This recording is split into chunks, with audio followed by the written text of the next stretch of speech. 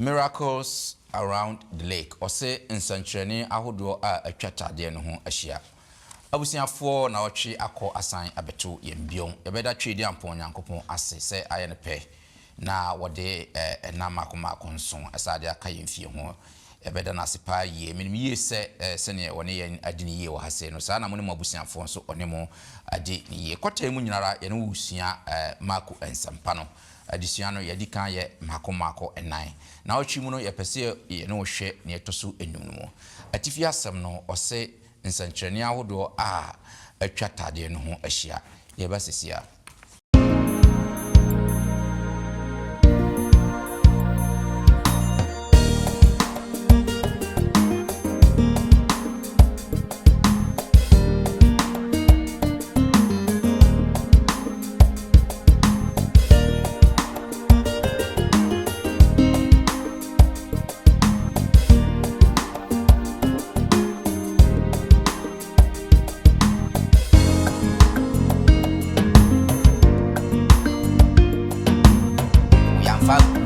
But God Fwamba. Nipa make a difference and say Jesus sorry you no can say stop a while. That's right. And let somebody touch you. Exactly. And you have a prefer as if say what they are you who is a connotation. Jaros ampa otuba kwem. Isa say ajinkwa no e de ne saka. Say ko Kristo nchen. Na fe ye paye ya no esre no a o ma ye de ya. So ma awurade ho kwan na touch wa. O say obeye ho nsankyerene.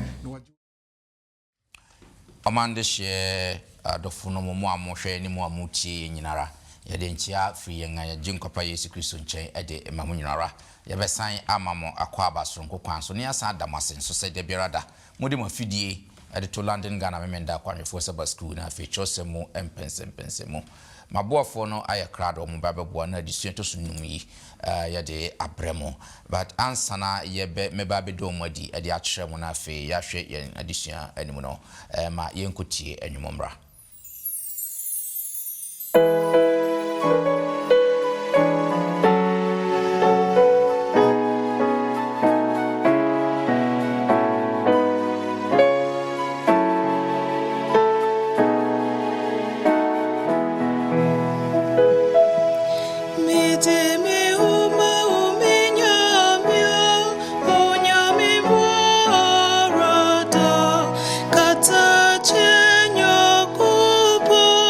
Unimbi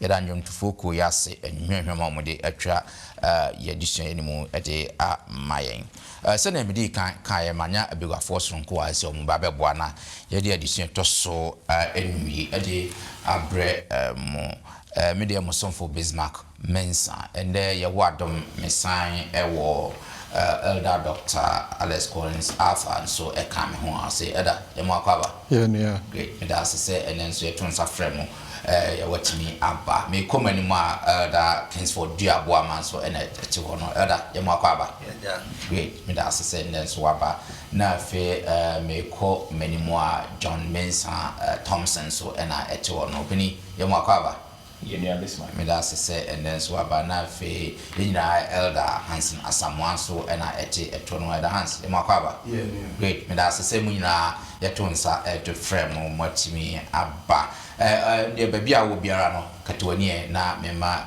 da Kingsford en tradition show badensa Abdom me mampai adom rai da wase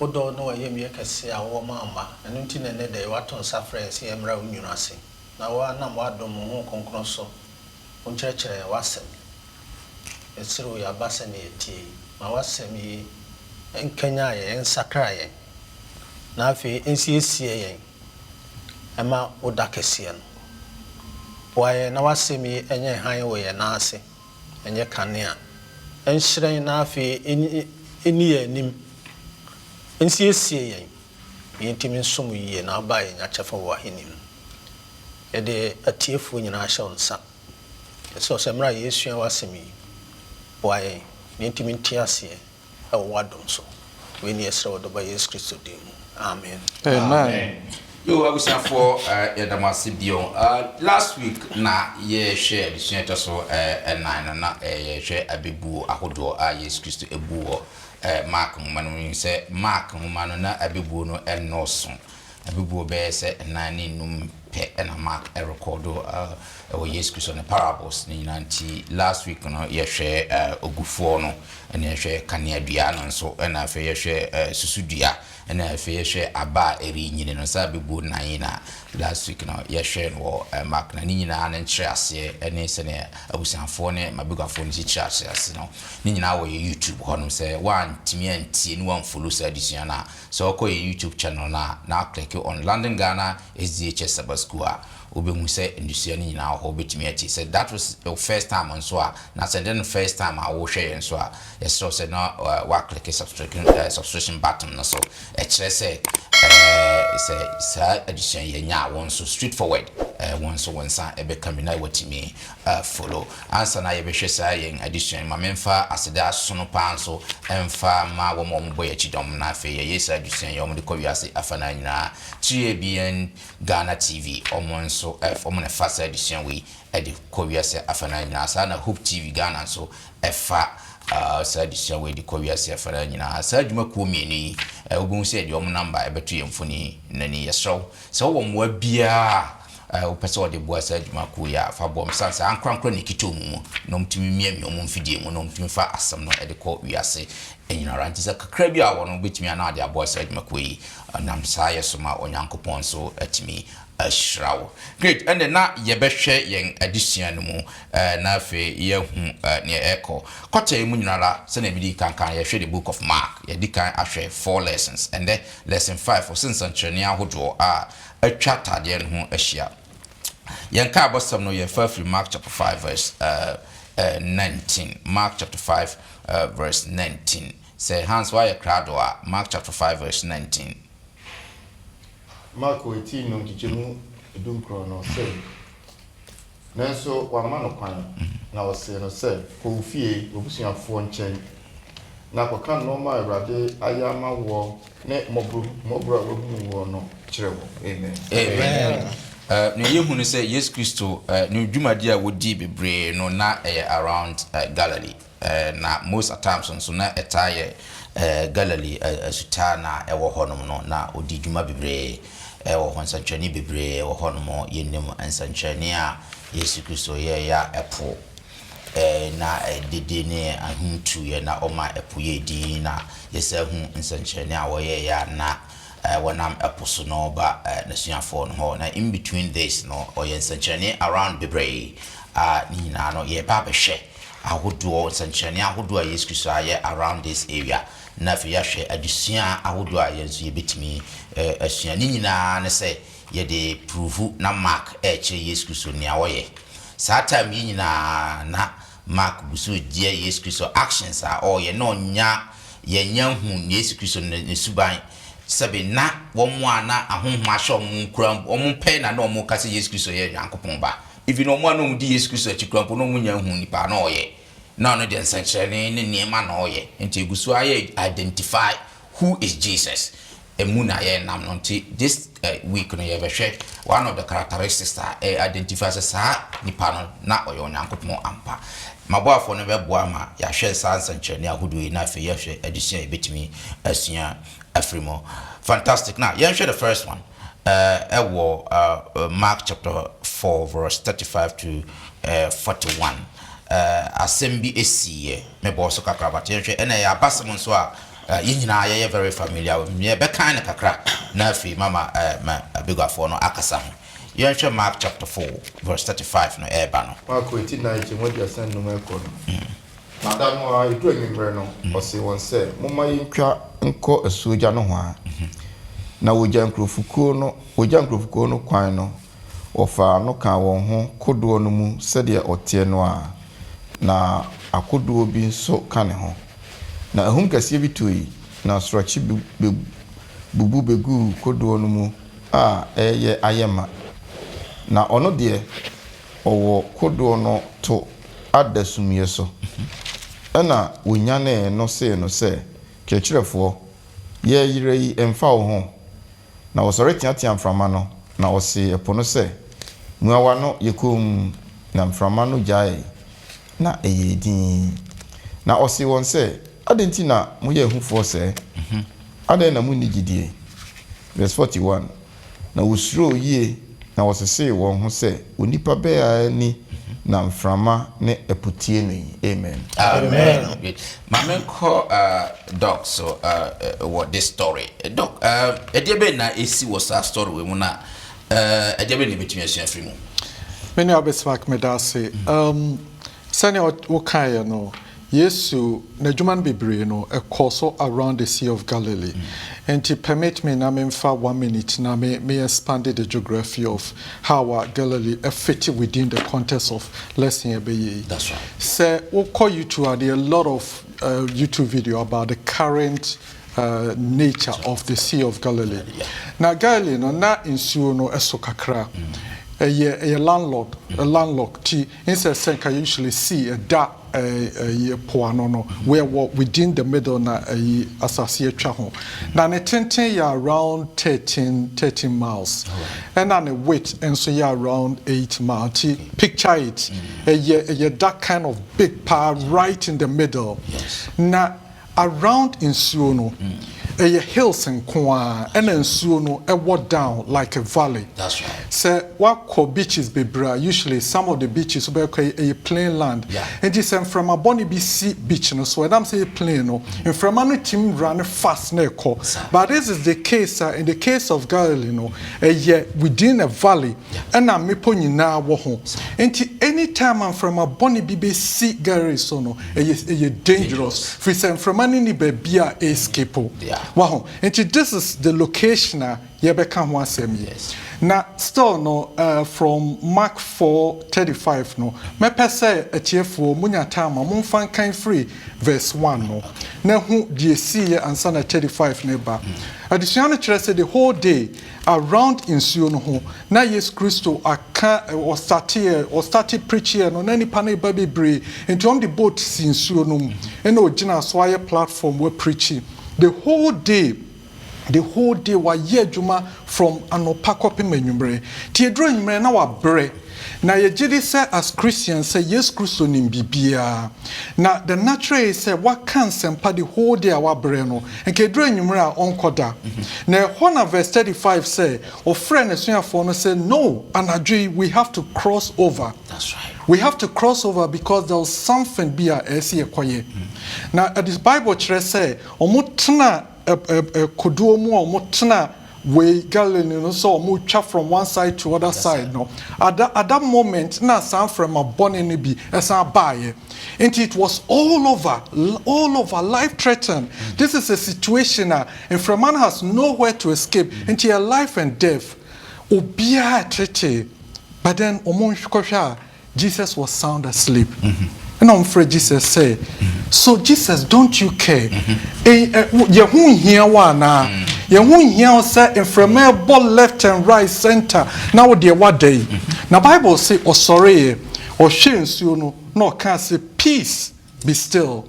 No nyamia some say immediately wherever the storm was coming from, no, the storm ceased. The storm ceased. Yes. No, Mr. say, what manner of man is this? Why ni say impo say okase insuo asrochia bobo eye way and stop obey immediately. Yes. Reason tia yes Christo raise the life on the life any na chidi for no ye beto aso asua but ono pause here na me fa lesson bi ma. That's right. Adofo no adisua Onyankopon aseme wo Mark 35 to the end in my say yesum onyankopon bia or ye powerful or wo to me over everything we as say no matter how near man able bobano say radical say it must stop peace be still e say o mo obey odofo a wotie me minima srochi a ebo wa brabo mu minimo how a ebo wa brabo mu. Say ya warisem, say ya ma entity mu, say ya adwumasem, say ya bronsam bia or ma or how eye den ma. Dia disua kire nyina ne say mo Nyankopon kwan no mra wa brabo mu. Fi so Nyankopon bo wa brabo mu no ka say peace be still. Baby or how na duru bia no, e say or how no stopo. Fi say we will control over everything. Great. Me da say dog why are there pa me da say. Yento aso na yenhwe baako bi nso esankyerene baako no nso eto aso eye nsankyerene a obi a na sebe bekasa honhoma ahya na mana na baby otie amusieye na obi a ntimi nkyekere no na ekyenya edi agu ne nsakura mpo no wono ankasa abombode atutu nyina na osore a titi ne ho twetwa ne ho shout wo amusieye na wo honhom no edi ne nyapa na onya encounter with Jesus Christo na okwan Jesus Christo so far so gene yen kan sa abasam no kakra something that very familiar but yen kan kakra bi na memma daboama enkasa sa abasami ho. Mark chapter 5 verse 1 no ede ba no enhwa asem Mark etinum chemu ba kon ekono na oduru epo no eja Garisifo asase so na ofiri kudo no mu no ntemwa na onipa bi a owo honhom fi free abodan mu hia no ono na ode aboba no mu abodan no mu aye ne trabre na obiara ntumi mfa nkonsonkonso mpo nkyekere no biu na ɔtaa de no to mpɔkyerɛ mu ne nkɔnsɔnkɔnsɔn mu nanso wɔtete nkɔnsɔnkɔnsɔn no mu abubu mu mpɔkyerɛ no mu na obiara ntumi nwodwo no na daa anadwo ne awia ɔwɔ ɔbodan mu na mmepɔ so teateam na ɔde aboɔ twitwa ne ho na ohunu Yesu wɔ akyirikyiri no otu mmirika bɛkotow no na ɔde ne kɛseɛ teɛ mu sɛ ɛdeɛn na mene wo Yesu Nyankopɔn a ɔwɔ sorosoro ba wɔyɛ medo Nyankopɔn sɛ nhame ɛfiri sɛ wase no sɛ wohonhom fie firi onipa no mu na Yesu bisaa no sɛ udin de sɛn na obua sɛ medin de ɛdɔm ɛfiri sɛ yɛyɛ bebree na ɔsrɛ no pii sɛ ɔmpam no mfiri asase no so nanso na mprako pii wɔ bepɔ no ho edidi na ahomɔne no nyinaa srɛ no sɛ pam yɛnkɔ mprako no mu na yɛnkɔ hyɛne wɔn mu na ɔma wɔn kwan na ahomfi no firi adi kɔhyɛne mprako no mu na mprakokuo no nyinaa bɔ kirididi sane bɔ ɔbotan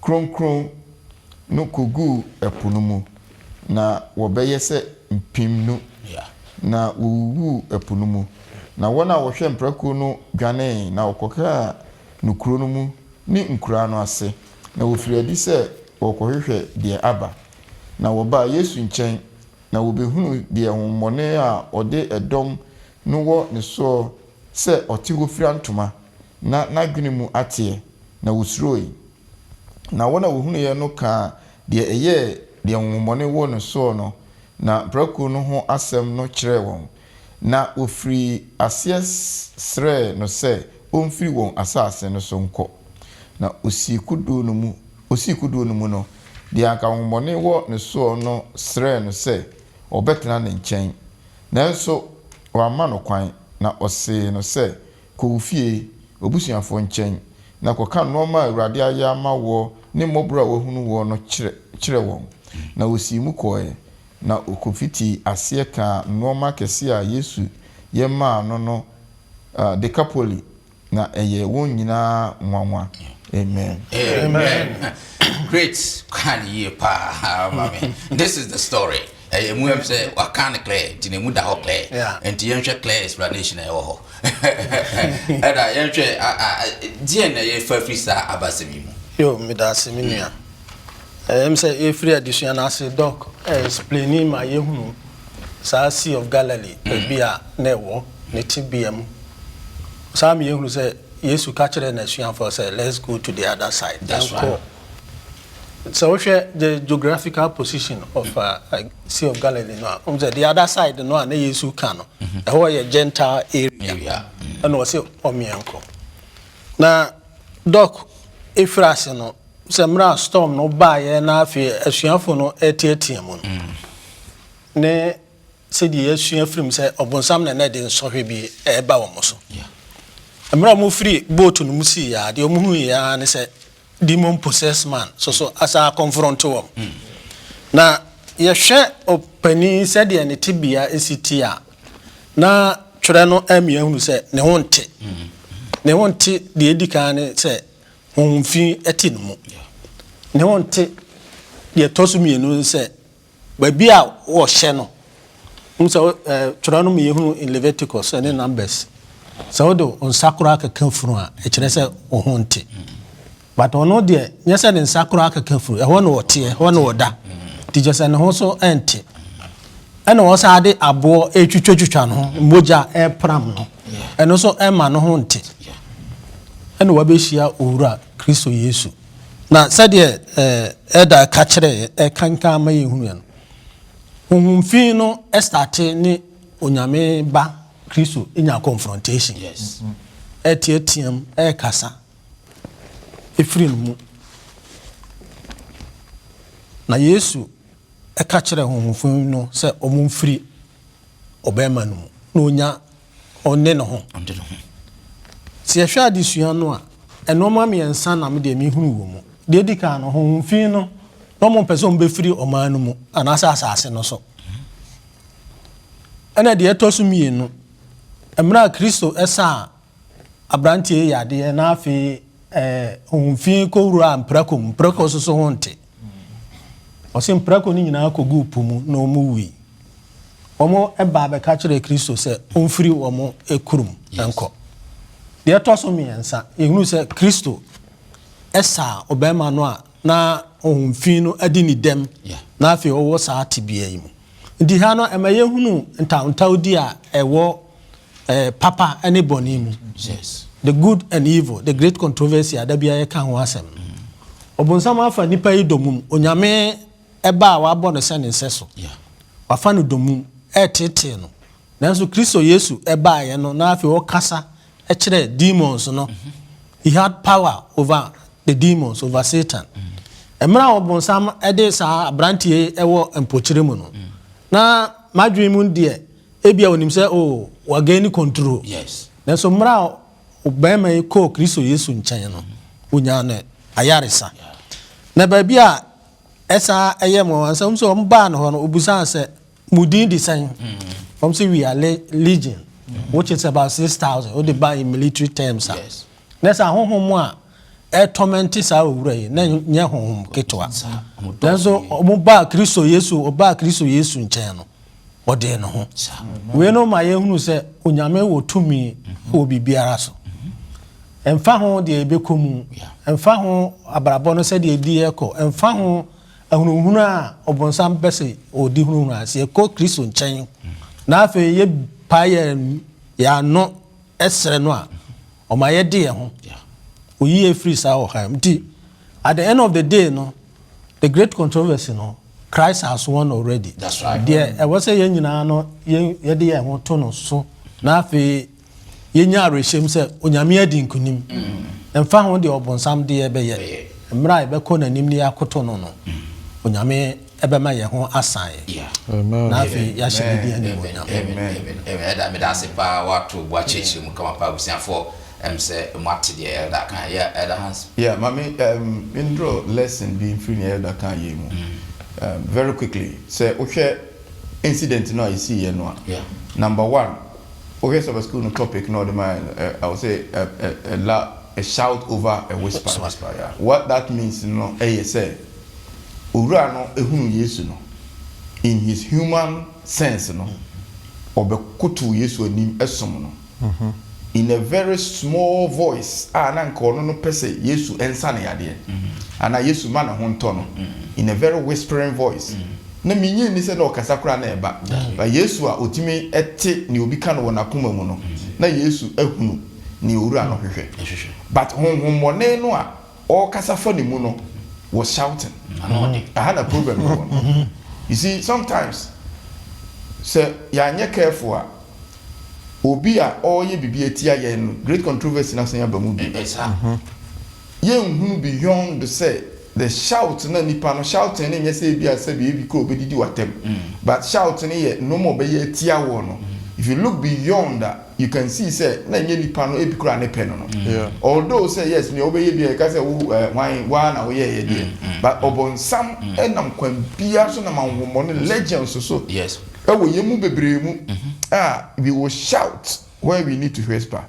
Baby, as a senka, a nipa, onya hobrasie bi, nanka, oba Yesu na ase no. Monene tiam say, then I don't know why. A dear Bentina Waba has over say, but that was not the intent of Nipano. Nipano. And we are number one lesson. Yes. Number two, and they say, Ura no to no wie no. When the people came, they should have looked at near SC no nanko more than yamiase. But no, they didn't do that. They rather beg Jesus say, it's not say economically no 2,000 pigs. One more munye wu na ya say actually sikenti free hako. Also another economic problem, financial issues. They were looking at omasetena mu ade say aseda omo de be nyame amania because omo no so no ne no ese omo hu ni say awura ba ko pe wenti in the whole of the Decapolis. garrison ho no no obi akura ntimi mfa ho it is enko obi aba no wa besa yade ama se ho abe exposed to you say mutimi kra ya obi atimi enka mo kan kire owura say tena ha kra na nka control ma ye because honhom mo ne betimi aba back but what did they do they drove Jesus away but Jesus so a request a massa request no until there are only one request ya or na the only one request and say omuka kire say onko ampa na wasi kudo no woko but two requests be by one ona you know cause into 2 years I see free her Jesus say no I'm going to take you out yes and owura na yasa na yade so be ma request say nka me pese mindi wachi Jesus say no ko fie na ko evangelist e wo ho ni nyina kire yen say sometimes you know enye yen wish we have to work according to the master's wish because if you be a request to be or why be say you feel say can be boy empa Jesus say no baby so why nanka Jesus as we the Bible we the anymore say me but no na Jesus see yen until lessons kakra na person me draw from the other kind no fantastic you want to say sana unyame or pretty my fabulous great very very good point there because and the krompo anka yen so e be hwe economic aspect of it because and they you should dey we ase aye pa na say masa 2000 things me source of income hey masa entina nkrofo no wo de omo hye wo de omo shoes hye na and ye can easy to probably condemn them but we will do the same thing we are yes said there omo ye no if it's a normal be wa onyame person ye ya me hwe say if it goes against my economic interest my juma sem and physical sem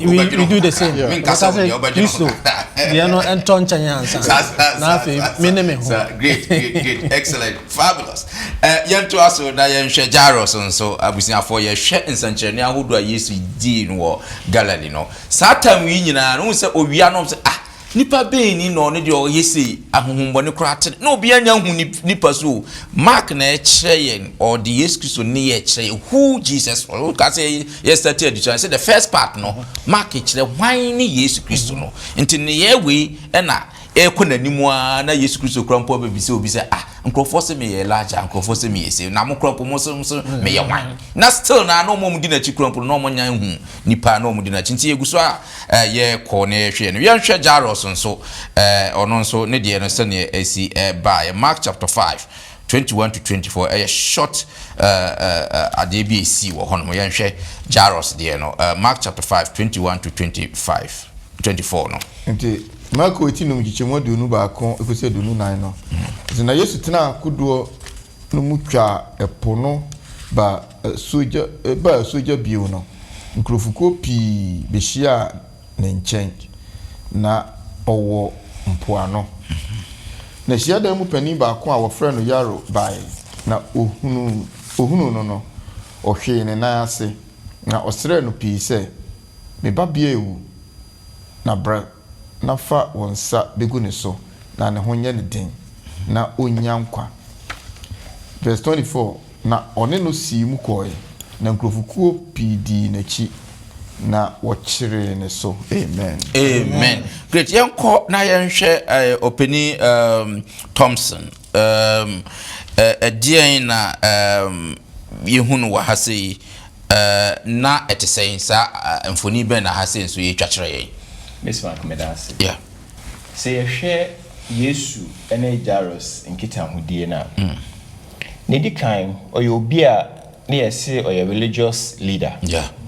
Ana say oyo synagogue ruler. That's right. Inti either say obey scribe na say Pharisee ana say Sadducee ana say priest. Sankrofo esu enim say omo ne Yesu ntwi I say omo ntem engo David.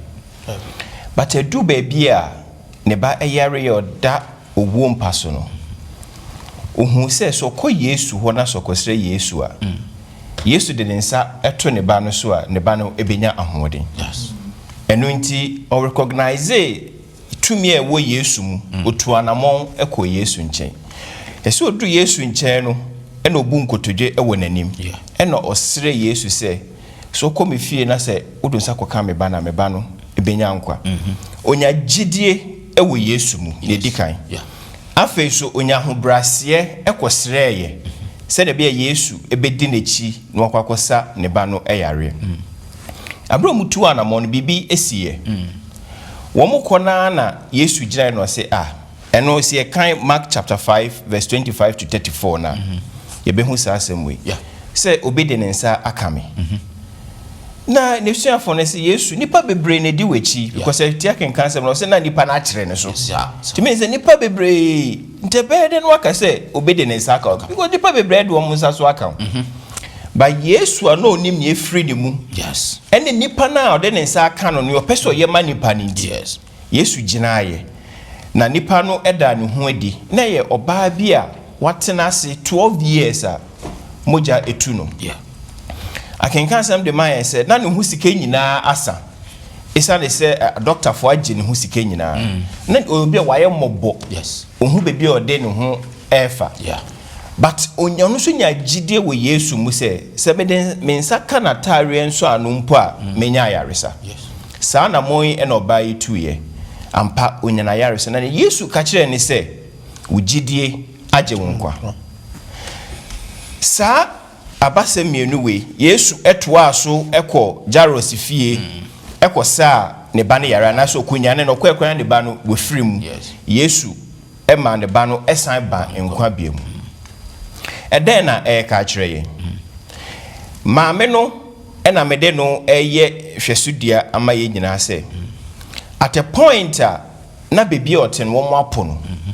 Esa ne se sebe oba webu ne nsa 12 years. Megidi se wo kunu kura na ne kunu gya no. Yes. Se onu kunu so hwa na ekwakwa ware oba etisa. Enti socially no ye outcast. That's right. Physically oni ahoden. Enti na sebe oyeti asiewu because obia mpese ode ne ho kra ebo no. Yeah. Basa maami we abra ohia Yesu no. A onya gide we Yesu mu no. Yesu esane yare.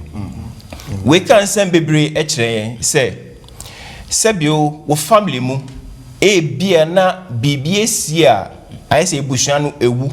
Yeah. Ba se Yesu ba we ebusua mu a there's going to be another life. Amen. Say Yesu eba wedwuma mu be wedwuma egu uhu bebi a wodi wuti efa. Say Yesu ba wedwuma mu a wedwuma no ebesan asori. Ebia we ya desuani a yakase wuti ewu nanso wuti nwuye. Yesu ba wa brabo mu a wadesua na atofom no ebesan asori. That's right. Ne nyina ne say ye accept agenkwa no ono ho asem na ye ken onu adofo. Yes. Yesu no ho asem na ye ken. Waye bia manipa bebre na nessa 2 minutes de ye adwuma no ye adwuma. So ko ehia dem on he spoke and say he taught with authority. Sa authority no sa power no ye adwuma eneso. Ye aveli ye ho na Kristo ebesan yare Kristo ebe ya brabo mu. Na e wo se nipa mienu ene ba nkwam Jairus ba no ampa otumi ba nkwam. Yes. Esan se agenkwa no e de ne saka no. Yeah. Maame na socially physically na ya pono na wewu no Yesu ema ne san eba nkwam nti oka say wugidie agenkwa no o say you are whole again. That's right. Physically na ne ho ato no spiritually so no. she bounced back ema ne ho eto. Excellent. Excellent. Me da say open it Tom say me da say pa great. Mami nkoma ni me. Yeah. With the senior American on say edru bi a me no I like to draw lessons from the Ampenifo Ken. Say ye nyina ye besua bibi ketua bi free sa stories mu. Yeah. In the book of Mark, there are stories a friend sandwich stories. Sandwich stories and they say asem main one no ko. Obo say na tufuru bi abesim. Na you will deal with it last 2 weeks or last week. Yeah, sandwich ni bebe. Sandwich ni bebe. Yeah, every because Yesu about your comparisons you are. So abase mienu a kan bom. Yeah, kan bom. Na we are no e be wie no the other side. The other side. It is so Jairus. Oye chiademu panin. Senia mini ekaye no. Oba no oye outcast. Yes. The one is revered. Inipa ebu no. Ba kon yapono. Yes. The difference no ebi no. E je say be mfa ho ne ba bia Yesu owo bia no. Yesu ebetimi aye ho adwuma. That's right. The man came in front to kneel with Jesus. But the woman came from the back door. And so still Jesus had to deal with it. Obey 12 years. Enana wenya issue papa yi ne ba no no 12-year-old. It tells of a significant 12. Say it doesn't matter, although say we na acute nature say ohia na nimonimu ya oba no so de na chronic e wo hoda da ti obi abetimi aka say nko oba Yesu anim straight away kura nko meka say wo de say wo hoda da yenko sa ne owu ne yade na wi a wo de 12 years na ba, but Jesus stopped and dealt with it. Near na ne dia ache no Yesu sa ne dia ne yade first as akura walk the other person. That's right. These are some of the things that you can't just say. The Yesu person walk all you say. It doesn't matter who you are and who comes to him. Obi obeba ne nchen bia no onya mre ema o. 1 second kra Yesu nya sa mre no. Wasoma yen ese yesu nya mre manipa. No matter how we think say ye busy no. Say eba nipa nkwaje ho asem a stop a while. That's right. And let somebody touch you. Exactly. And you be an ave prepare as if say what dey ye be hu age say you consultation. Ajenkwa na wudidi ne ho no kra no. Ono kra ye consultation as ayeba no. Everybody came freely. That's right. Gave freely. Exactly. Me that say super. Me that mo say my idea pass more than we say for additional aye debt because this is the best part of Christianity because you ajenkwa no to me our any power any glory or G say or nene or body and no na it's a wash and so I said in all those conditions na be answer you na be conditions send your net na asesa wo mu ase na Yesu ababra bo no mo eno pen na asesa time na hum no to na whether the weather was the same omo no mu twibonto no yansesa captain no ya employed new people ya fa boat guard for amba nipa o make a difference na say Yesu sorry you no can say e honyedin o Jairus ba ya yansesa condition no obi amba ka ho nipa o make a difference no Yesu Kristo sa woman yi the condition has been there for 12 years now they no ho can for whatever omo puni nyina na nipa be make a difference no any so no matter what situation you can find yourself say ya adwumam hey boss na o ha no ono abe wo ho bibia ansesa say Yesu babra bonum a obehu relationship no de be that's how it is so what I say and no say ye mrase na etie so what I say ono obe change exactly bibia ansesa once application no dey sa na wo choro no say Yesu bamu a you will see the change. That's the whole thing. Ian to us na nhwe odru ni krom Nazareth for na omanye no. Say yanhwe no Mark chapter 6 verse 1 to 6. Yanhwe DC wo hono Mark chapter 6 verse 1 to 6. Mark 18 nchemu ba kon ekosi nsia na o say na ofiri hokoi na oba ni krom. Na nesuafo di na chi. Na homeda duru ye no. Ofitin ase kire wo hia dan mu.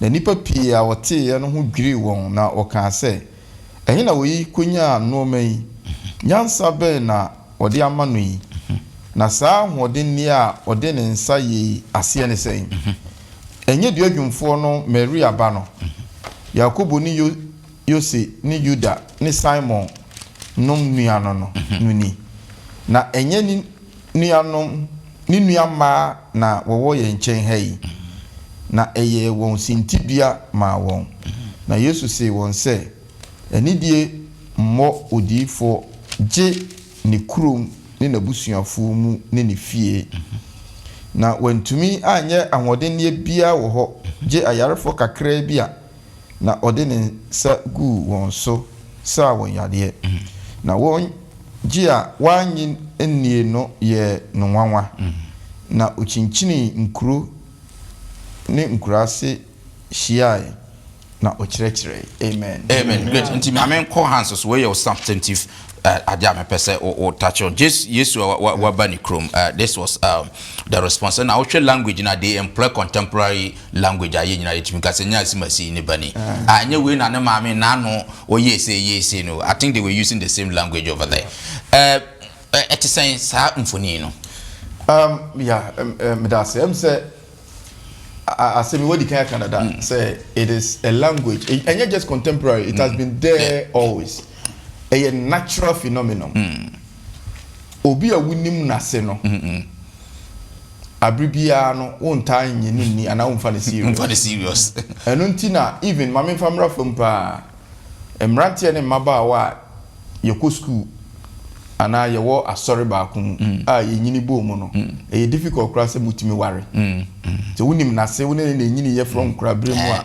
it's like every time you see them as senior na wunim no if they change kra no won't tell ka se me go je primary school mi dware na mi dware wo mfichira na maria yutwa mo ko school na me so mo mpra me proto mame na baria we wo dware na wo na o hwe my le to kwa prama me proto mame na wo dware nsi bia kuso wo ya se me be wa ntanko yi the moment and found so be prime minister and our president you still have that thing exactly and it's a human phenomenon nanso ehu if we say nia nwanwa wa asemi ho ne say anwanwade ne nsem a wo kan wo other places ni nyina no people were receiving Jesus but ni kuromu de they were using the same thing amana be sintibia that's right nanka naturally no say nka kurokitwa bi wo ho na obi be professor wo mu a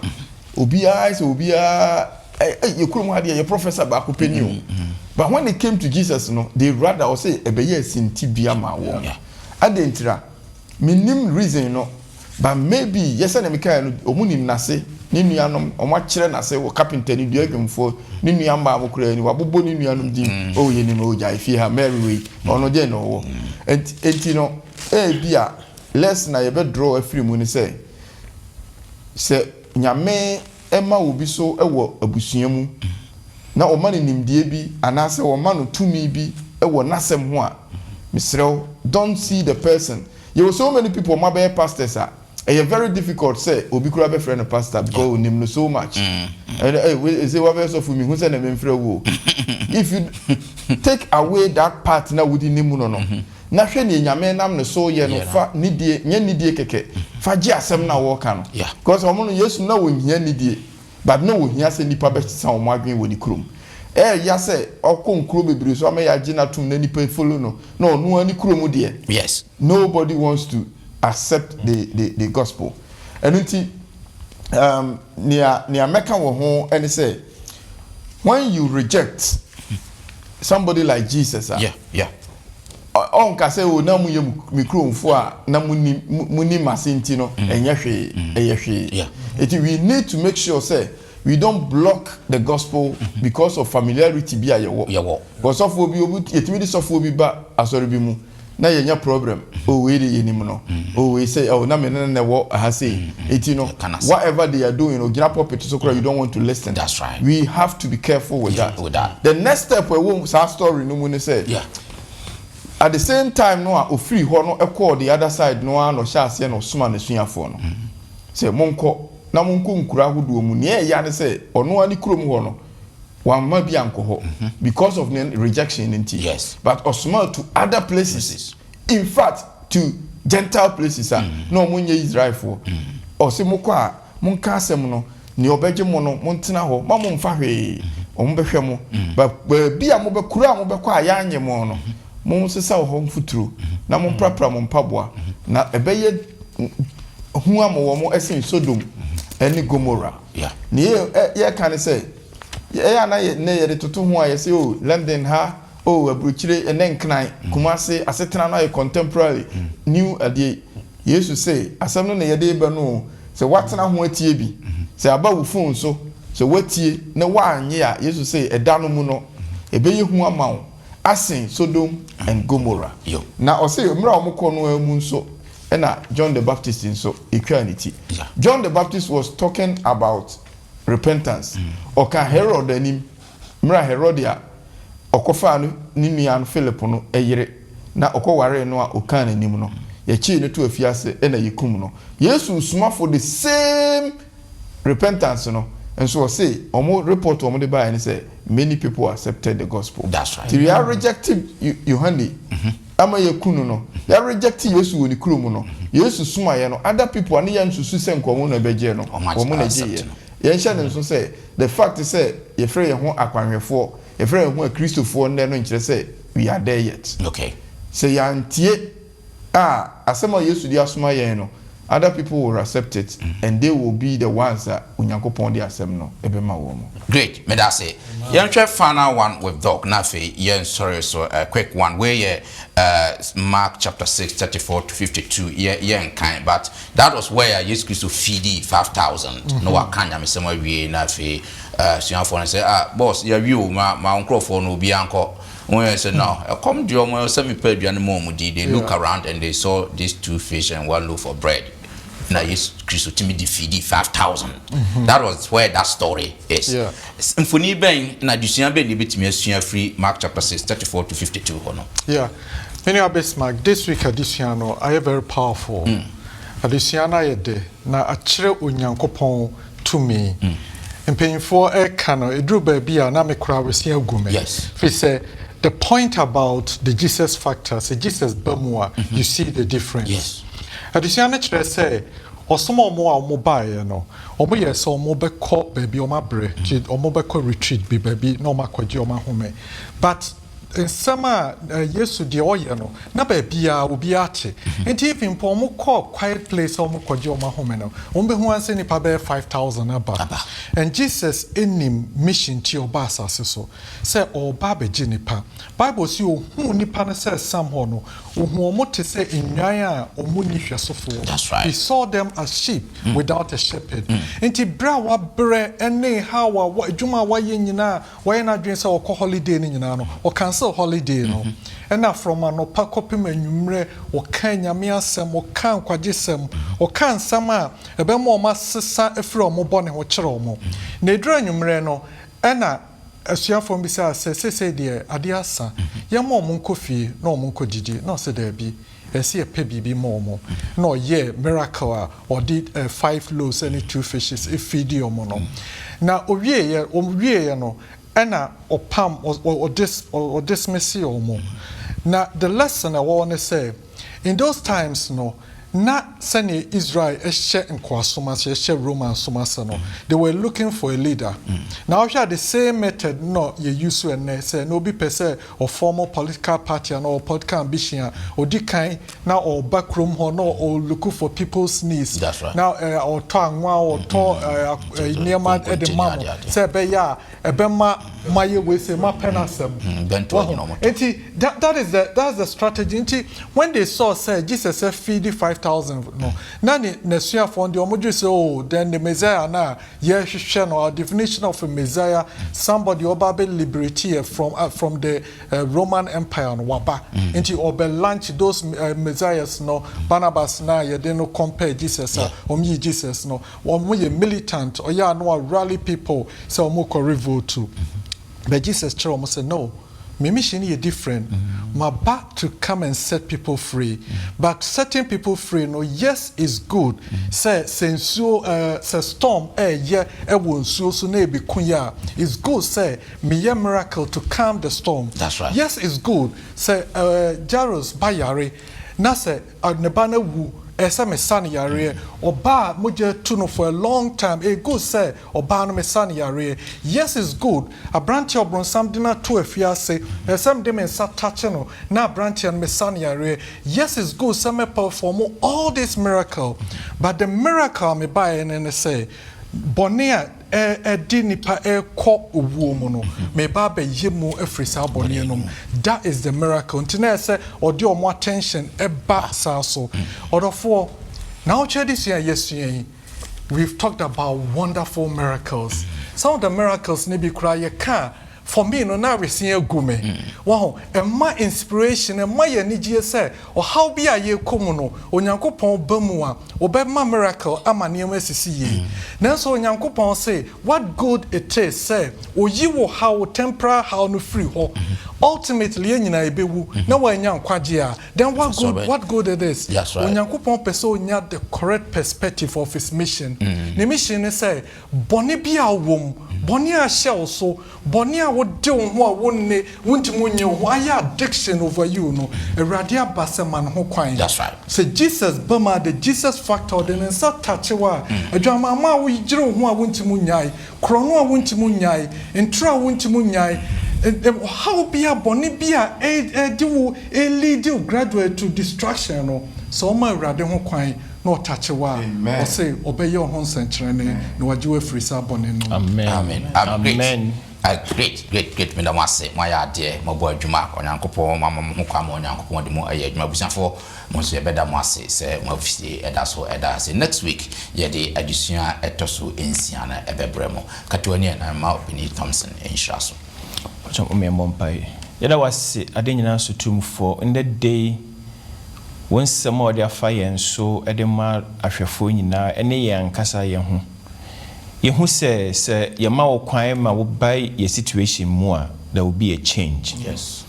And inti ubi biara or share program year.